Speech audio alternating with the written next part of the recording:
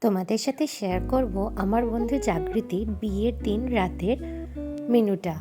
তো মেনু কার্ডটা দেখলে কি সুন্দর হোয়াটসঅ্যাপের মতো। চলো এবার খাবার দাবার শুরু করা যাক। তো ফার্স্টেই পড়ে গেছিলো স্যালাড, তারপরে ছিল ফিশ ডায়মন্ড ফ্রাই। এটা খুব সুন্দর খেতে হয়েছিল, মাছটা দারুণ ফ্রেশ ছিল আর প্রচণ্ড গরম ছিল। তারপরেই চলে এলো গরম গরম মটরশুঁটির কচুরি আর কাশ্মীরি আলুর দম। প্রত্যেকটা খাবার ছিল ভীষণ গরম জানো। তো তারপরে চলে এসেছিল রাড়া আচারি চিকেন। এটা একটা চিকেনের অন্যরকম রেসিপি, খেতে কিন্তু অত্যন্ত সুন্দর। তারপরে চলে এলো চিকেন আফগানি পোলাও এবং সাথে ছিল মাটন কষা।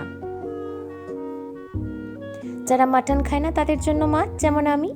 এরপর চলে এলো চাটনি, এটাও খেতে অনবদ্য সুন্দর ছিল। তার সাথে চলে এসেছিল পাঁপড়। এবার চলে এলো শান্তিভোগ এবং এখন ক্ষীরপুলি সন্দেশ।